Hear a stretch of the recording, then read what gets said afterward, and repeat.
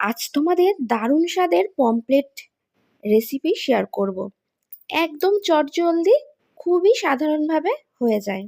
তো চলো, মাছ তো আমি ধুয়ে বেছে নুন হলুদ মাখিয়ে রেখেছিলাম। তারপরে মাছগুলোকে ভালো করে তেলে ভেজে নেওয়া।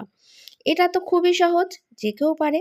ওই তেলের মধ্যেই, মাছ ভাজার তেলের মধ্যেই আমি দিয়ে দিচ্ছি, দেখো, পেঁয়াজ কুচি। প্রথমেই একটু ছোট ছোট করে পেঁয়াজটা কেটে নিতে হবে। আর তারপরে কিন্তু পেঁয়াজটা একদম তেলের মধ্যে খুব ভালো করে ভেজে নিতে হবে, লাল লাল করে। তারপর নেড়ে চেড়ে নিয়ে এদিকে আমি মশলা করে নেওয়ার পালা। তা মশলায় কি দেব? শুধু রসুন, টমেটো আর একটু শুকনো লঙ্কা। গোটা শুকনো লঙ্কাই পেস্ট করে নেবে, তাহলে রান্নাটা খেতে বেশি টেস্টি হবে।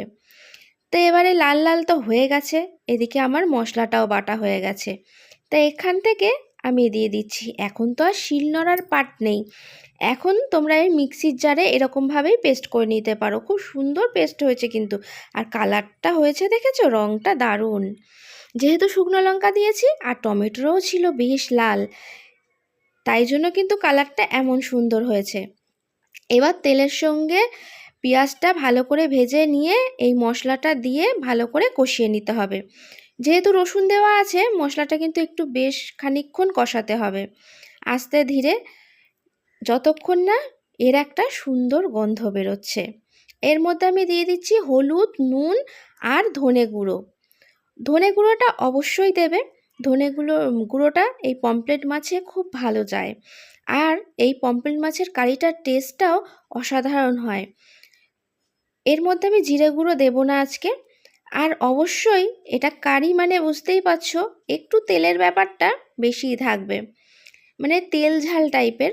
তাই জন্য তেলটা একটু আমি হাতায় করে, যেটা মাছ ভাজার তেল কিন্তু তুলে রেখেছিলাম, মাছটা ভাজতে তো একটু ডুবো তেল লাগে, সেই তেলটাই আমি তুলে রেখেছিলাম, তা সেটাই আমি কিন্তু হাতা করে দিয়ে দিলাম। তা কি সুন্দর একটা তেল তেলে ব্যাপার হবে। তারপরে অল্প অল্প এরকম জল দেব আর কষাতে থাকবো, যতক্ষণ না মশলাটা খুব ভালো করে কষে যায়। দেখো কি সুন্দর, এখনই তো কালারটা যা এসছে, আর কি বলবো। খাওয়ার কথা বলছি না, যেহেতু আমি টেস্ট করেছি, সত্যি এত সুন্দর হয়েছিল, মানে অসাধারণ। এরকমভাবে আমি রিকোয়েস্ট করবো, একবার বানিয়ে খেয়ে দেখো, জাস্ট অসাধারণ লাগবে। তাই দেখো, কষানোটা প্রায় হয়ে গেছে, তেল ছাড়তে আরম্ভ করে দিয়েছে কিন্তু। আর তেলটা যেহেতু একটু বেশিই আছে, মশলাটা খুব ভালোভাবে কষানোটাও ঠিকঠাক হয়ে গেছে। তাও মশলাটা একটু ভাপানোর জন্য আমি ঢাকা দিয়ে দিয়েছিলাম। এবার ঢাকাটা খুলে দিলাম, দিয়ে আবার একটু নাড়িয়ে চাড়িয়ে নেওয়ার পালা। তা দেখো তেল কিন্তু ওপরে ভেসে উঠেছে, তখনই কিন্তু বুঝতে পারবে যে মশলাটা খুব ভালো করে কষানো হয়ে গেছে। আর মশলা খুব ভালো করে কষানো হলেই কিন্তু তেলটা ছেড়ে দেবে। তারপরে আমি দিয়ে দেবো, এই দেখো, কাঁচা লঙ্কা চিড়ে, একটু বড় বড় সাইজের। আর এরকম ঝালের মধ্যে কিন্তু কাঁচা লঙ্কাটা আমি একটু লাস্টের দিকেই দিই। তারপরে হালকা একটু জল দিয়ে ফুটিয়ে নেওয়া, খুব জল দেব না, কারি যেহেতু। তারপর এই ভেজে রাখা পমফ্রেট মাছগুলো আমি দিয়ে দিলাম। আর এই কারিতে একটু ধনেপাতা না দিলে কি হয়।